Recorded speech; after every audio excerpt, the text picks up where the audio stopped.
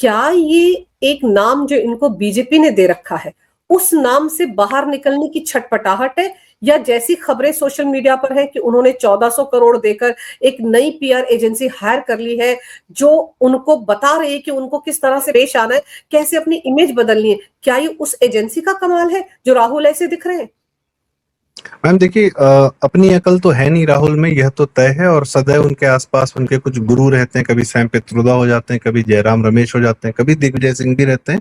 और यह भी चर्चा में आता है कि जेएनयू के जितने कम्युनिस्ट छात्र हैं वह आजकल इनके आसपास की कोटरी के हैं। और यह जानकारी पब्लिक में हमने नहीं लाई है, उनके अपने जो जानने वाले पत्रकार हैं, जो कांग्रेसी मीडिया तंत्र के जो पत्रकार हैं, वो लोग एक खुद बात बोलते हैं कि वो कम्युनिस्ट तंत्र से और बदतमीज लोगों से घिरे हुए हैं, ऐसा उन लोगों ने कहा है।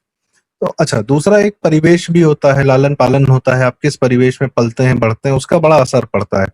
और मैम आप तो जानती हैं, सारे दर्शक भी जानते हैं कि यदि कोई बच्चा बदतमीजी करता है, घटिया बात करता है, तो सबसे पहले जो आरोप लगाया जाता है उसके माँ बाप पे लगाया जाता है कि भाई क्या संस्कार दिए, क्या ये हरकतें आपने सिखा रखी हैं, क्या बता रखा है।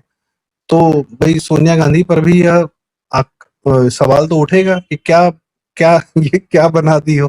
तो ये जो लालन पालन है, और क्या 56 साल का आदमी घूम रहा है, मतलब इसको हम लोग क्या कहें, वो कुछ अजीबोगरीब शब्द हो जाते हैं जो अब मैं उन शब्दों का आप चैनल इस्तेमाल जो है आपके चैनल पर नहीं करना चाहूंगा। पर विशुद्ध जो लड़कों में होता है ना, जो एक क्षणों में होता है, जो जिस तरीके के यंगस्टर्स बिहेव करते हैं, वो व्यवहार जो देखने को मिलता है वो भी।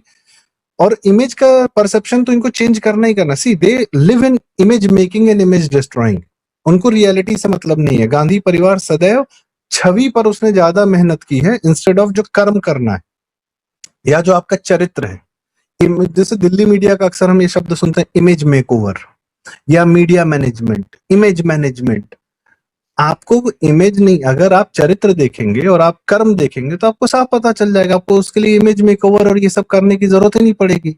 But they live in the mode की हम कुछ भी कर सकते हैं, हम कुछ भी करके निकल सकते हैं, कुछ भी कह के निकल सकते हैं, पर इमेज हमारी पब्लिक में बड़ी अच्छी रहेगी। और राहुल गांधी अपने मुंह से खुद कह चुके हैं कि मैं मोदी की छवि बिगाड़ दूंगा, उसकी जो ताकतवर वाली छवि है, 56 इंच की छवि। अभी जो पवन खेड़ा जो इनके यहाँ बैठ के तपस्या कर रहे थे, तो कल तो सोनिया गांधी ने कह दिया, कहाँ है वो सफेद बाल वाला जो जवाब देता है, बुला उसको। पवन खेड़ा के लिए ये बोल दिया सोनिया गांधी ने, where is that white hair गाय।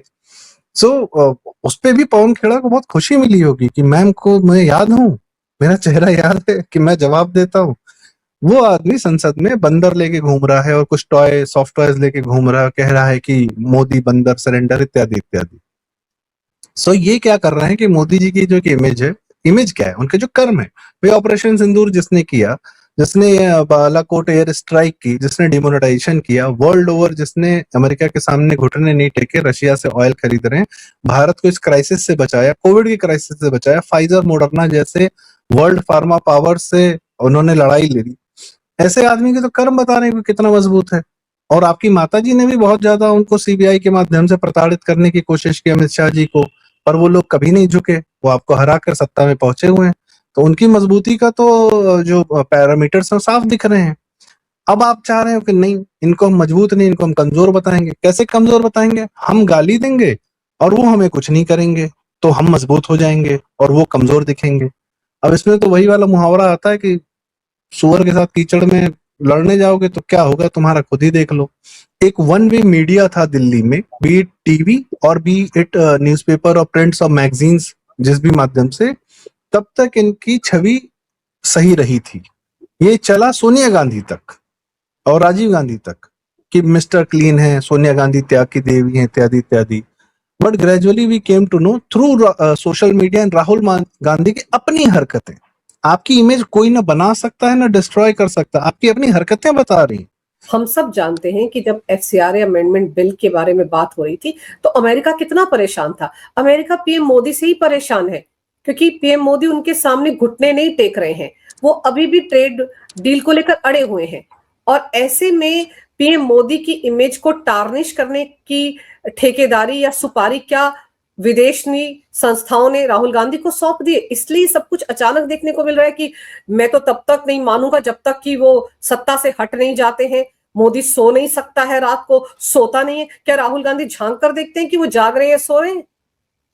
नहीं, राहुल गांधी ने उसके साथ एक और लाइन जोड़ी कि कुछ ऐसे कारण हैं जो बताए नहीं जा सकते। जो आपने कहा कि भाई घर में जाके झांक के देख के आते हो क्या? पीएम आवास में कौन जाता है कौन नहीं जाता है इसका पूरा लॉग बुक होता है। 10 जनपद के जैसा नहीं सीन कि अंदर में एक आपने वो सुब्रमण्यम स्वामी ने बताया था कि अंदर में एक इन्होंने चर्च छोटा सा स्थापित कर रखा है और किसी को हवा ही नहीं। इस सरकारी आवास में तुमने एक चर्च बना लिया है और एक सांसद होने के नाते माता जी वहां रहे नहीं, कितने सालों से कब्जा करके बैठी हुई हैं, कोई कुछ कह नहीं रहा, एक अलग बात है। ये सबसे बड़ा इस्तेमाल कर रहे हैं हिंदुओं का और हिंदुओं के नेतृत्व के धैर्य का। ये परीक्षा ले रहे हैं, इससे छुपाल टाइप गेम खेल रहे हैं कि 100 गाली दूंगा कुछ नहीं होगा, देखा जाएगा ये ग्वाला क्या कर लेगा। मोदी जी को भी तो वो लोग इसी तरीके की टर्म्स यूज करते हैं ना, चाय वाला है, नीच है, इस तरीके से। तो जैसे श्री कृष्ण जी को ग्वाला ग्वाला बोला जाता था वैसे ही ये लोग सेम गेम खेल रहे हैं। और किसको कमजोर बोल रहे हैं? अमित शाह जी को। नक्सलाइट्स निपटा दिए भाई, यूएस फंडेड नक्सलाइट्स निपटा दिए, उन जंगलों से निपटा दिए जिन जंगलों में कभी कोई जाने की सोचता नहीं था। तो उन नक्सलाइट्स को निपटाने वाले जिसने 370 हटा दिया अमित शाह जी, उसको तुम कह रहे हो कि वो कमजोर है, वो तुमसे डर के भाग गया है। भाई तुमसे डर के भाग नहीं रहा है तो तुम्हें क्या बात करे, तुमसे क्या बात करे, तुम्हें कैसे मुंह लगा ले, तुम्हें कैसे कोई गले लगा ले? तुम अपनी हरकतें तो देखो। अब ये कि नहीं मैं तो हरकतें करूंगा, मेरी इमेज ऐसी ऐसी है, मैं इसी तरीके से बिहेव करूंगा। And he has a method in his madness।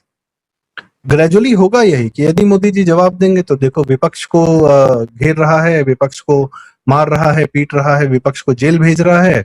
और यदि मोदी जी जवाब नहीं देते देखो कमजोर है, कोई जवाब नहीं दे पा रहे हैं।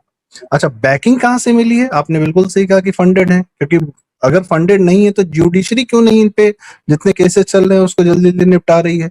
जबकि एमपी एमएलए पर तो एक अलग से स्पेशल कोर्ट बना हुआ है उनके भ्रष्टाचार पर। नेशनल हेराल्ड पर तो राहुल गांधी, सोनिया गांधी बेल पर है, जमानत पर है। और सो मच सो दैट कि अभिषेक मनु सिंघवी का अलग से ऑर्डर लिया है दिल्ली हाईकोर्ट से कि नेशनल हेराल्ड के केस पर मीडिया रिपोर्टिंग नहीं होगी। सो मतलब नोबडी कैन नो एग्जैक्टली कि what is the status of that case. तो पड़ा हुआ है 12 साल से। उसके बाद जो 2-3 बार तो माफी मांग चुके हैं, एक बार तो सांसदी भी चली गई थी इनकी। उसके बाद देयर आर मेनी, अभी इनका उसका सिटीजनशिप का केस पेंडिंग है। अभी कल ही इनको सुप्रीम कोर्ट जाना पड़ा उस सिलसिले में। अब इनका जो खर्चों का भी जो हिसाब किताब है कि बाहर विदेश यात्रा की इन्होंने तो आय से अधिक तो खर्चे कर रखे हैं, उस पर सुप्रीम कोर्ट इनको इमीडिएटली जाना पड़ा। अभी ईडी इज गेटिंग देयर।